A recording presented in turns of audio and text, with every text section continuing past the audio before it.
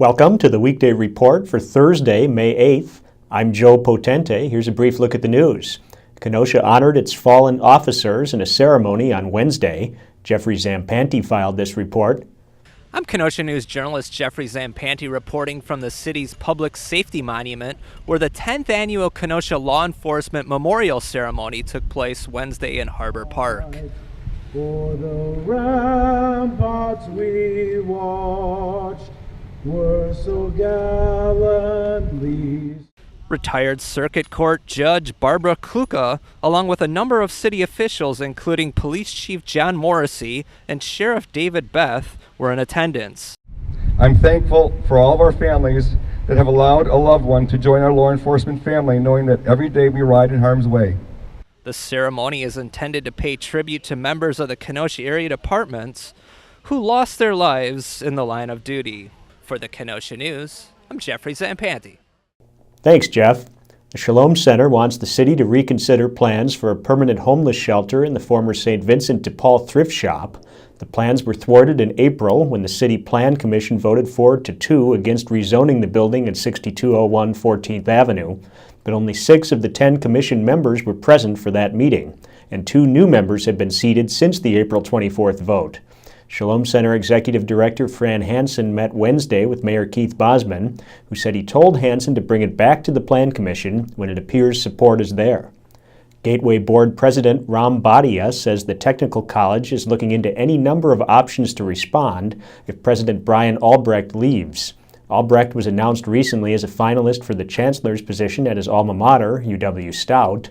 The Gateway Board met in closed session earlier this week to discuss possible options that could involve offering Albrecht incentives to remain at Gateway. Bhatia declined to go into the particulars that were discussed. A gradually improving economy and heightened demand for industrial space have dramatically reduced the vacancy rate for existing industrial properties to 4.71% in Kenosha County, the lowest in 3 years. The rate is lower than in neighboring Racine and Lake counties, causing a slightly higher lease price here. Nevertheless, companies like Illinois-based Canal Manufacturing want to be in Kenosha County. To meet this demand, developers are ramping up construction of industrial sites east and west of I-94, knowing they'll find tenants. Tremper softball rolled over Oak Creek on Wednesday. Mike Johnson has the story. Sadie Schmidt tossed a complete game and had plenty of support from the Trojans' bats as the Tremper softball team hammered Oak Creek 8-3 in a Salties Conference game at Tremper Wednesday. Tremper's Taylor Moreland, Bridget Nelson, and Courtney Reeves combined for 6 hits, 4 of them doubles, 7 RBIs, and 5 runs. The Trojans improved to 5-3 both overall and in the SEC. Mike Johnson, Kenosha News. What's trending today? The Cold Water Challenge is a social media craze in which people who've been nominated by friends videotape themselves jumping into cold water, usually in the name of raising money for charity. Have you given it a try? Share your videos on our Facebook page. Up next are Brian Sharkey and Liz Snyder with some Get Out entertainment ideas.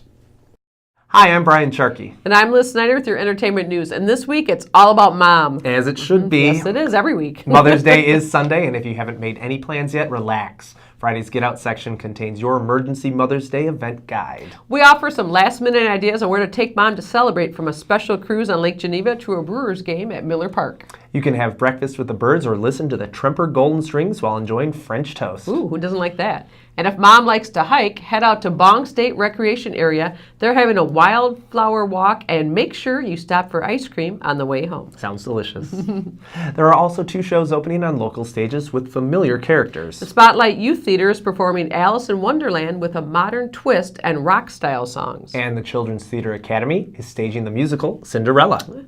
And new movies opening this weekend include the comedies Neighbors, about a young couple who live next door to a college frat house, and Mom's Night Out, about frazzled mothers looking for a night on the town. There's also a new animated film called Legends of Oz about Dorothy's return to the magical land. For all these stories and more, see Friday's Get Out entertainment section. I'm Liz Snyder. I'm Brian Sharkey. Get out and have some fun. Thanks, Brian and Liz. Now here's a look at what we're working on today. A Kenosha area lawmaker is calling for an audit of the state's unemployment program. James Lawson will have the story. And Jill Rozelle is putting together an update on Country Thunder ticket sales. Pick up a copy of the Kenosha News and check kenoshanews.com for all the details on these stories and more. I'm Joe Potente with the Weekday Report.